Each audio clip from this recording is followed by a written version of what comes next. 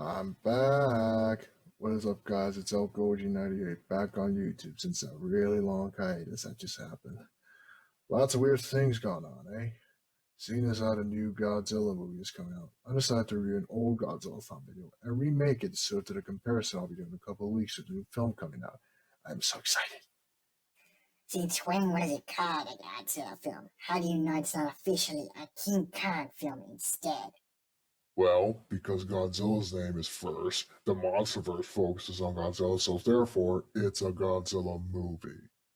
I don't believe you. It is officially a King Kong movie, and he will win like last time when he kicked Godzilla's ass like ping pong. You're the ones that are gonna get the ding dong this time. Despite the trailer showing otherwise, Godzilla will win. How much you wanna bet? What are you talking about, man? We're all flat broke. You're the one who wrecked Jimmy's computer, and because of you, we're flat broke, and he's using my computer for his streams. Hey, you guys not only wrecked my computer, but also my video game console, so it's only fair that I do the same to all your stuff after what you did to mine. But enough talk. Let's just get this over because I need to borrow this computer for one of my streams later.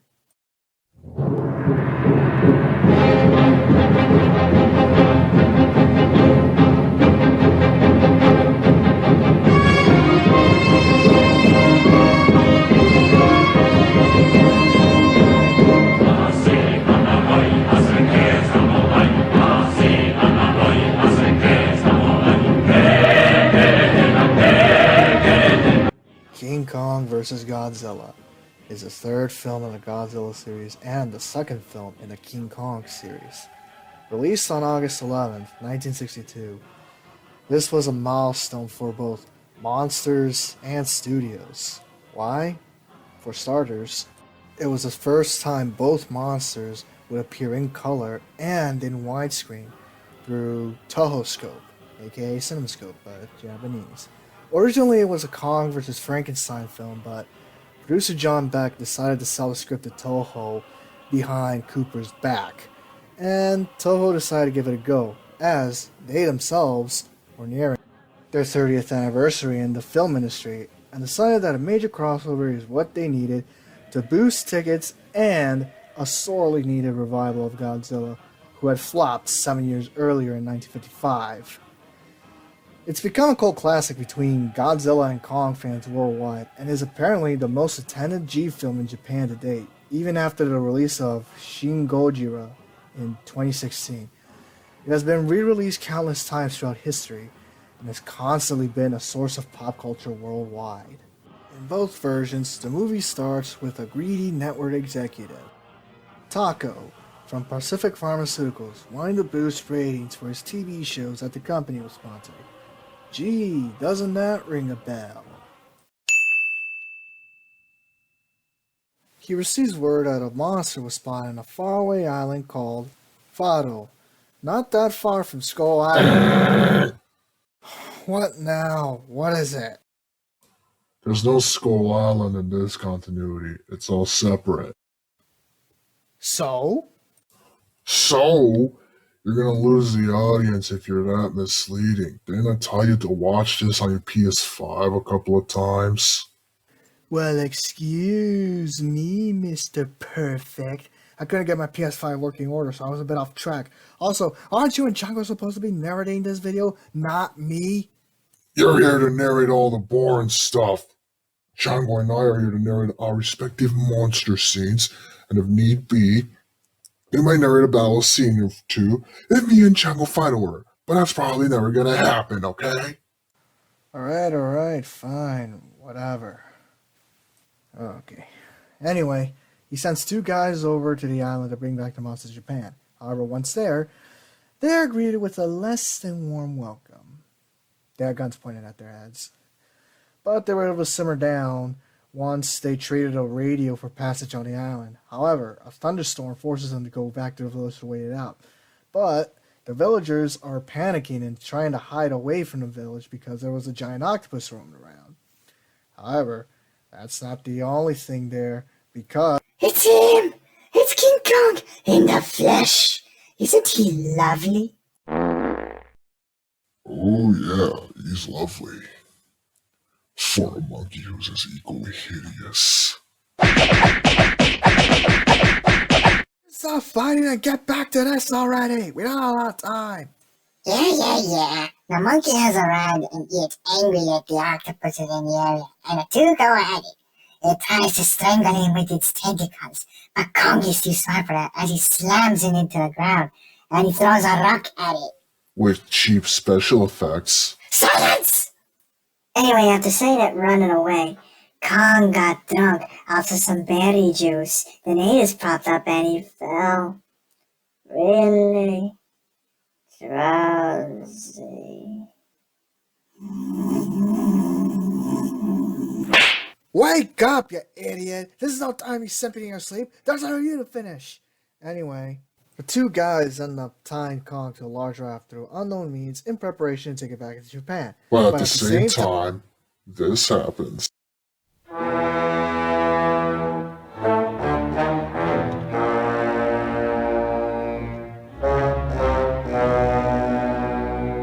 His Majesty, the King, is back, and he is angry.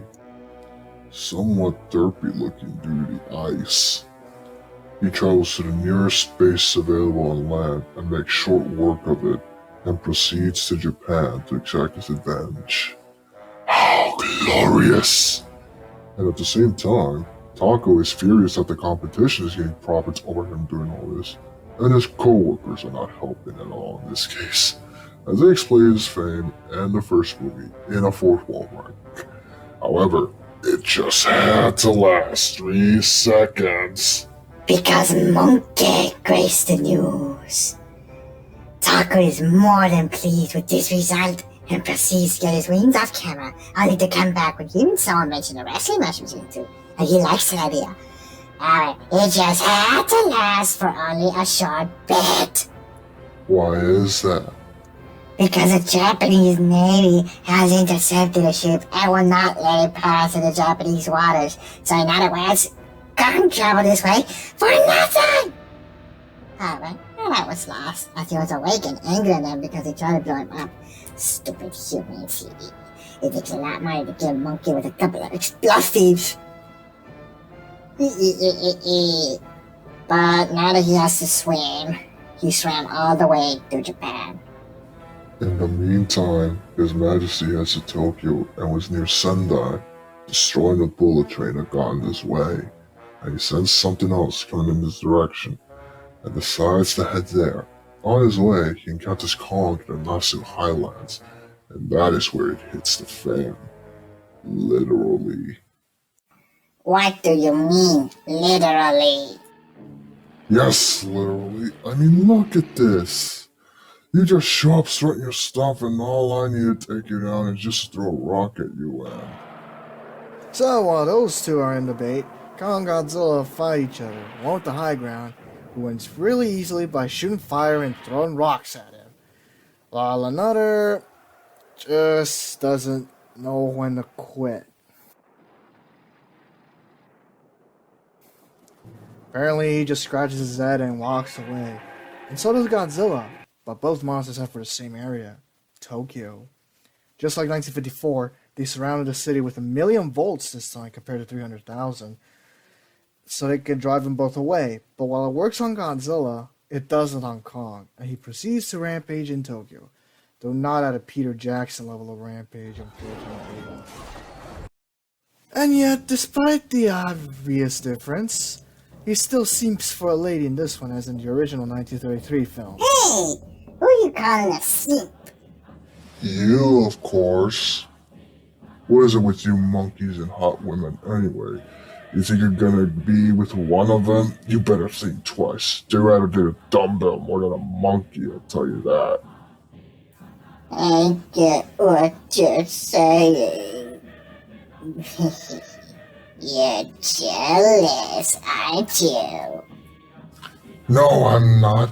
It's because he couldn't tell the difference between a girl from the island and the girl in city that he kidnaps, thinking it was her.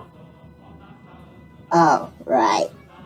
Anyway, he kidnaps her and takes her to the dive building in Tokyo, Why couldn't you just go to Tokyo Tower for it if it's taller and almost identical to the Empire State Building in height? Anyway, instead of aiming by planes, they make a concoction with the berry juice that was on the island to make him fall asleep. However, they can only do it while they play the native song to him, while the concoction is being spread around him. The plan works, but both of them fall asleep and they fall from the building. Realizing that this was never gonna end, the military decided to send it to Godzilla via balloon so that both monsters can fight to the death.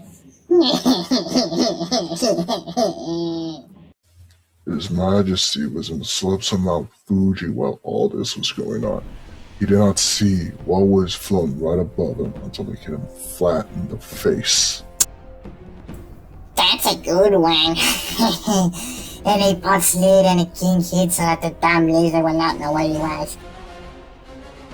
And he grabbed him by the tail and he swung him at a 64 style. It's so hilarious. He then starts pummeling him once his body breath feels even marking him.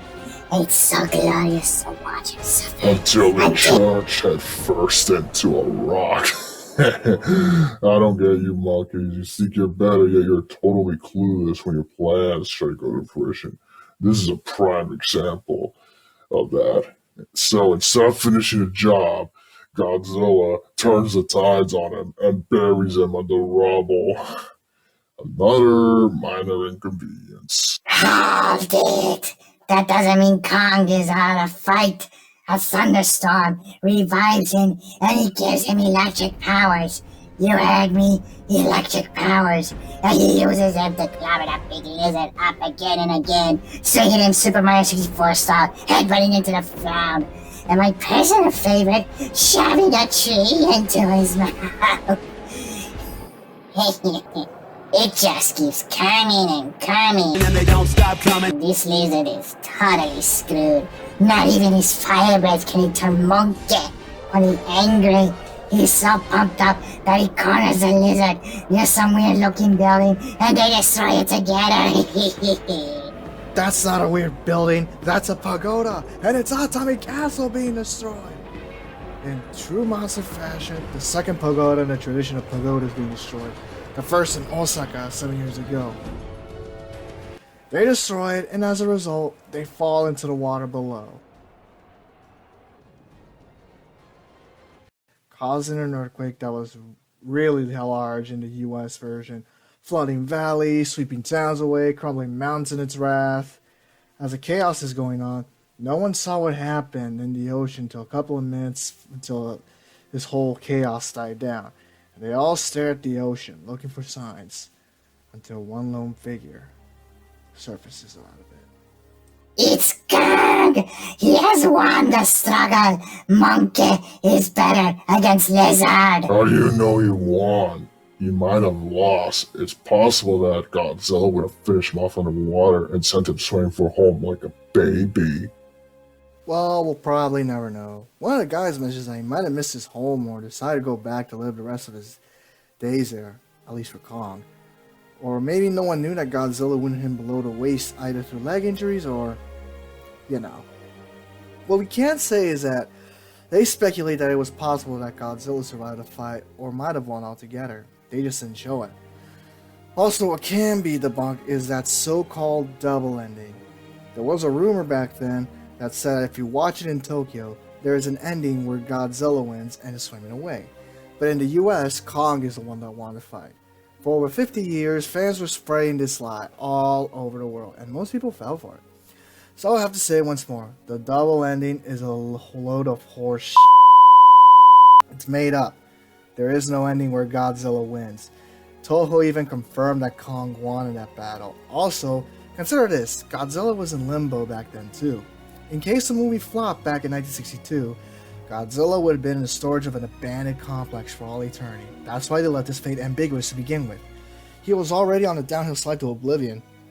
And it didn't help that in the US version, the characters say that they hope that they have seen the last of Godzilla for good, and only Kong's roar was heard in the version, thus confirming it. Also, there's all been rumors that one of the Tokyo executives, or Toho I should say, Tomoyuki Tanaka, had changed the ending to a draw after Godzilla's rise in popularity in recent years. So, In reality, it's up to the viewer to decide what was the outcome. Oh, I guess that's what happened then. Alright, let's keep moving on. The movie was developed by Toho when producer John Beck sold the script to them behind Cooper's back. Seeing an opportunity in the script for the studio in Godzilla, they decided to buy it and make a couple of changes to it, like replacing Frankenstein's monster with Godzilla, reduce some roles on some folks, and a monster melee in the mountains of Japan. The studio was also looking for a way to celebrate the 30th anniversary in the business, and they saw the screenplay as a way to do it, and bringing Godzilla back into the big screen in the process. In other words, 2 for the price of 1. Most of the big names in the first film returned for the third, like Ishiro Honda in the director's seat, Eiji Tsuburaya with special effects, Akira Ifukube with music, and many new faces that would appear in future Godzilla installments like Kenji Sahara, Shinkichi Sekizawa, Toriyoshi Nakano, and so on. Like they say, it's not a movie without hurdles, and this one had plenty, especially regarding Godzilla. It was quite unpopular in Japan at the time, the part of it being a reminder of the atomic bomb that hit Japan 17 years ago. Some special effects are not as good in quality, like the face of Kyong and his battle with the giant octopus being fun examples. A little fun fact, that battle with the giant octopus is the basis of Kraken's attack on ships in Pirates of the Caribbean, Dead Man's Chest. The CGI folks at Disney were having a little trouble with the Kraken's tentacles and couldn't do it one way or another. Then their boss comes up and makes them watch this film to see what they need to do to make it work, and voila, it worked. Yeah, I was getting to that point. There were actually 4 octopi used in that scene, and they were so lazy that he had to blow hot air on them to make them move.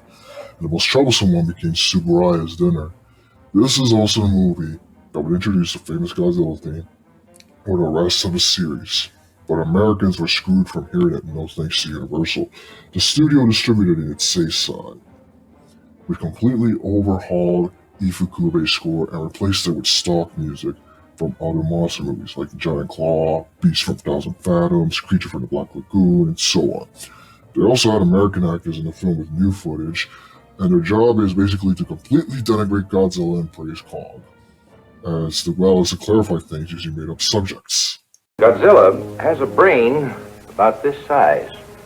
He is sheer brute force, while Kong is a thinking animal. His brain is considerably larger, about 10 times the size of this gorilla's skull. The film was released in the States in 1963, a year after the original came out. Cooper got so offended over Kong's design that he tried to sue Universal and Toho for it, but it never went through. In the Heisei era, Toho tried to reacquire the rights to Kong to remake this film, but Warner Brothers, through Turner Entertainment, didn't let them, forcing them to go with King Ghidorah, but that's another story. Ironically, Universal would be Kong's new owner in the present, like right now, and Warner Brothers would distribute a new slate of American Godzilla movies made by Nolan through Legendary Pictures and Syncope. And what's even more ironic, Legendary was owned by Universal for 5 years before heading to Warner Brothers for the Monsterverse. And now, the stage is set. Come March 31st, the 2 titans will face off once and for all. Who dominates the world? And Godzilla will win this time. Fat chance. Kong will win this time. He did it once, he'll do it again. Monkey will triumph, you'll see. You'll all see. If he wins ElGoji, you have to worship me for a week. Fine, but if Godzilla wins, you have to endure Jimmy's constant screaming when he's streaming using my computer for a whole month. I don't care about the outcome. I just want you two to pay for my laptop or give me money in compensation so I can buy a new one. Don't get a job, you freeloading bastard. Just because we wrecked it doesn't mean you get us to pay for it. Get out of here and get a job. I'm gonna get that money out of you, even if I have to pry it from both of your cold, dead